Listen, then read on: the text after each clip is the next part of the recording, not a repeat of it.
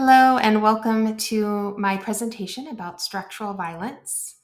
I am excited to talk to you a little bit about the theory of structural violence as a framework and how we can use it to better understand our macro social work practice, particularly our work with communities and organizations.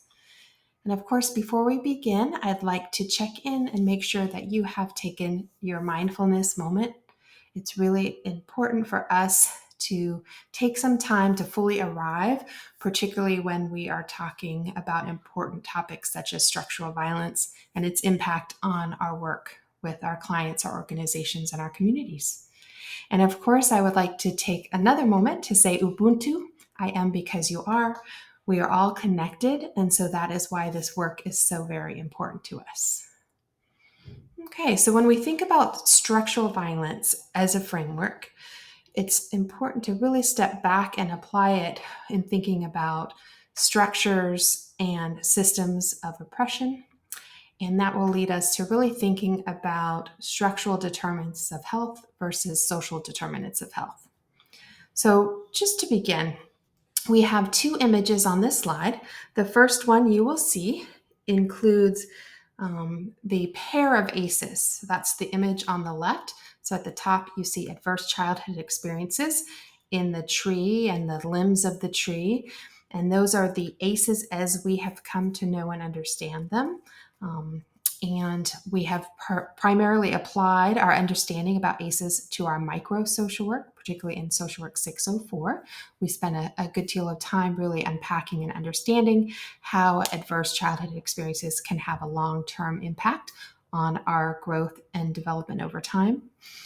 In addition, though, in this pair of ACEs image of the tree, you'll see at the bottom the roots are the adverse community environments. This is the work of Dr. Wendy Ellis and really has provided an important and new framework for addressing adverse childhood and community experiences together to collectively understand how they interact with one another and how they may be impacted by one another. So you'll notice that the roots or the root causes of the ACEs include things such as poverty, discrimination, or racism, violence, and poor housing or a lack of safe and sustainable housing. So that's our pair of ACEs image. And then you'll notice on the right, there is another diagram or image that depicts the three realms of ACEs. And these include household ACEs, similar to the ACEs that we've come to understand. We have our community ACEs, which are the root causes, which do include some of the topics that are included in Dr. Wendy Ellis's roots or adverse community environments, plus some others specifically named. And then we also have a third realm in this image, and that is the realm of environment or environmental causes such as natural disasters or climate crises that may also impact the individual, the community, or the environment, or the household, and can cause toxic stress as well. So when we look at these two different images, I just want you to stop and think for a minute about how you might apply your understanding about these multiple realms or these pair of ACEs to your work with communities and organizations. So, if we're working on becoming a trauma informed organization, or if we're looking at developing our community into becoming a trauma resilient community, we really must see the adverse and traumatic experiences of marginalized or under resourced groups within the context of structures, systems, and institutions that perpetuate the oppression or through any form of the isms. And so in this next slide, then, we'll see what is really kind of originally how we might depict how people think about and research and learn about violence. So we know the kind of context of social determinants of health, which according to the Office of Disease Prevention and Health Promotion are conditions in the environment in which people are born, live, learn, work, play, worship, and age, affecting a wide range of health functioning and quality of life outcomes and risks. The definition leaves out the conditions in which people live, learn, and work are created and how they're created by systems and the structures and institutions that typically directly impact, govern, or oversee them. So often there are intended and unintended impacts and consequences that may continue to harm groups who have experienced marginalization and who are under-resourced and oppressed. And the slide here really shows one direction of how we might think about um, violence as an example when we're looking at it from the lens of social determinants of health. So when we're looking at just the social determinants, we most frequently will look at, or traditionally we will look at this focus on individuals and their communities, and many of the strategies then that address the issues are at the micro level. So you'll notice in this diagram, individual violence is on the left, which is where our eye goes to because we read left to right. And so that's really kind of the starting point for this linear unpacking or understanding then of what happens, when individual violence occurs, right? So you see it on the left, starting with individual violence, and then community violence, and then institutional violence, systemic violence, and structural violence. So again, this focus and starting point with individual level violence on the left really impacts then how we might conceptualize and implement strategies to address violence as a whole. Now take a look at this slide, and then let's look at this next one. And what do you notice is different? Absolutely. This slide offers us a paradigm shift. We really need to emphasize that inequities are driven actually by structures that perpetuate social conditions that groups may experience on the daily, right?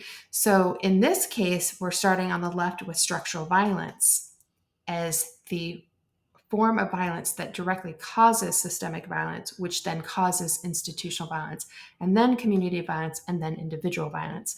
And so stop and reflect for a minute. Let's go back. When we start with this image and this way of thinking, right, we're focusing on the individual first. A lot of our interventions are targeting the micro level. But when we flip the script, right, we change the narrative and we actually start with structural violence first, and thinking through how to address forms of structural violence and systemic violence, for example, and then how that can lead to improvements across institutions, communities, and individuals, it completely changes how we even approach the issue, right? So it's a really important paradigm shift for us to have.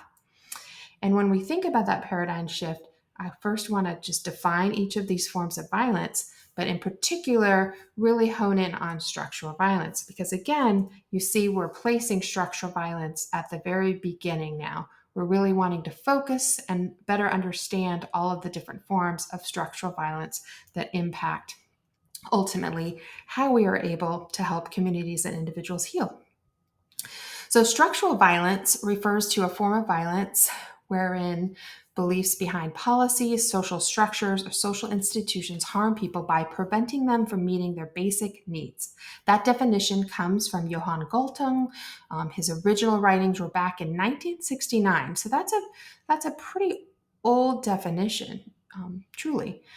But when we think about examples of structural violence, they can include, but are not limited to, ableism, classism, elitism, ethnocentrism, nationalism, racism, sexism. Any of those isms really are captured within that understanding of structural violence.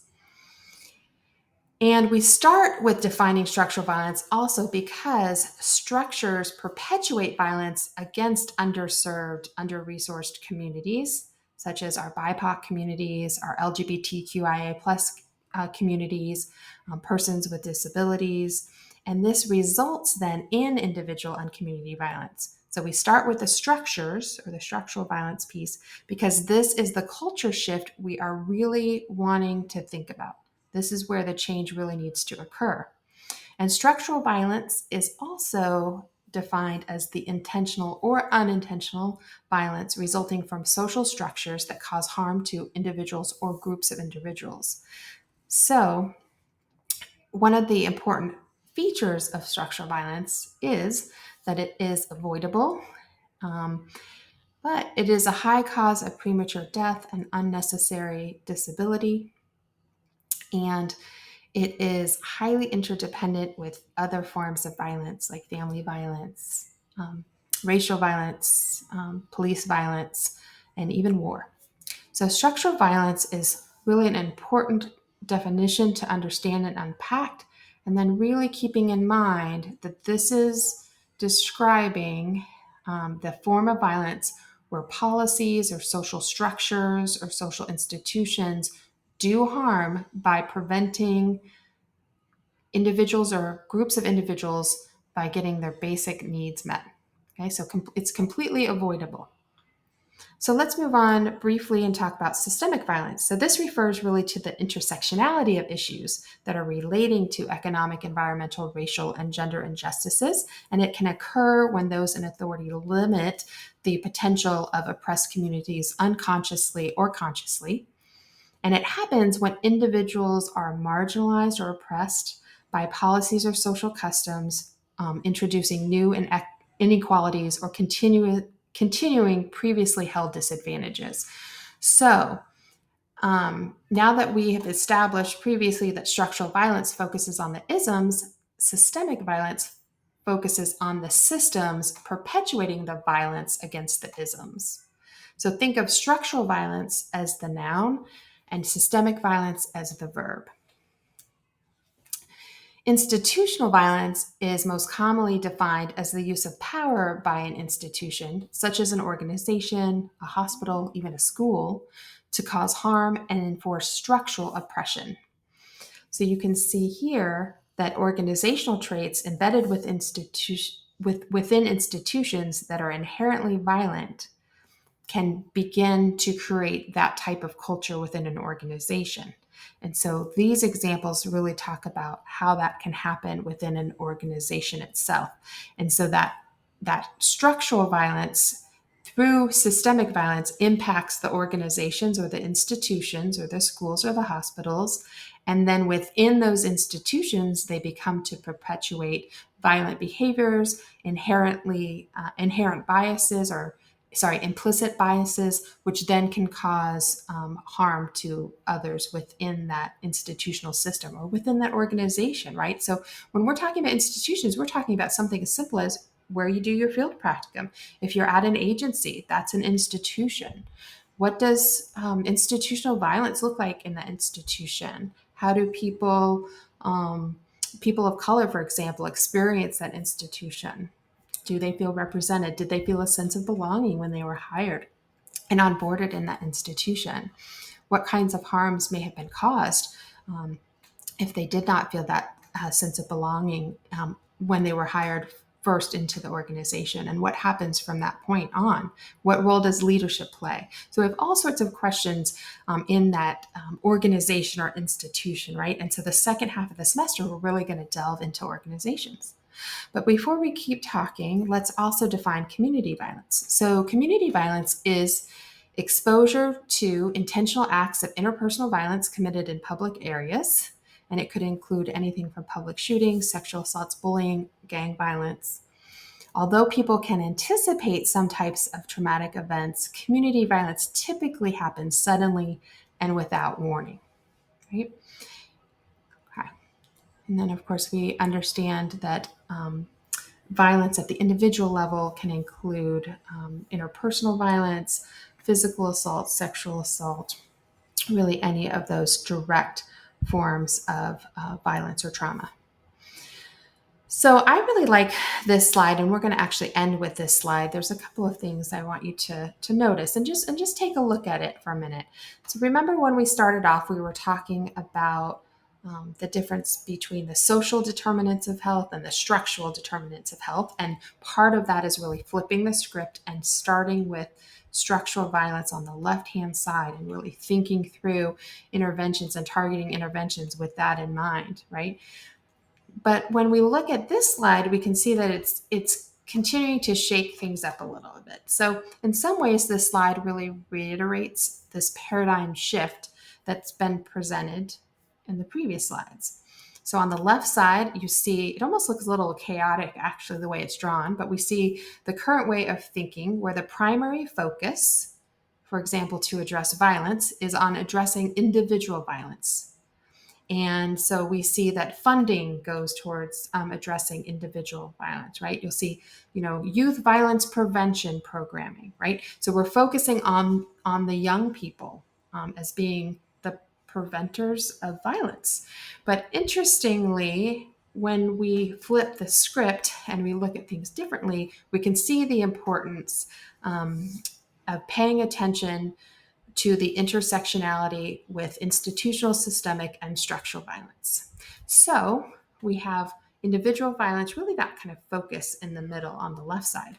But then on the right side, we see that individual violence happens within the context, right? We see this kind of rippling out of systems. And so individual violence happens within the context then of communities, of institutions, of systems, and of structures. So visualizing this shift allows us to think about strategies to address violence from a micro level and a meso and macro level, and really understanding the importance of that macro and meso level intervention and how that can really ripple in too. So when you see that those circles and that and showing that system with the individual in the middle, think about if we have change happening at the structural level, all of the other pieces in that system that change could impact. So again, I did a lot of revisualizing in this presentation, but really revisualizing and to better understand the shift actually helps us to think differently about these strategies that we can use to address violence or reduce trauma, not just from a micro level, but also from the meso and macro level.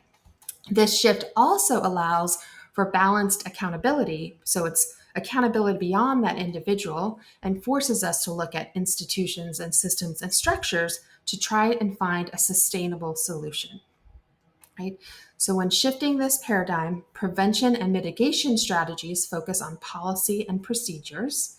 And we know from a trauma informed and a trauma resilient standpoint, this shift is absolutely essential because systems and institutions need to look at their culture and how it negatively affects those we work with. So that's something to really think about for the second half of our semester when we begin our work working with organizations and assessing our own organizations where we're doing our field practicums at. So that concludes our discussion about structural violence today. I'm really hopeful that depicting this and having you visualize this shift in paradigm to this point helps you to better understand how we can apply that theoretical lens or just that framework of structural violence to the work that we're doing with communities and with organizations. Thank you. Bye-bye.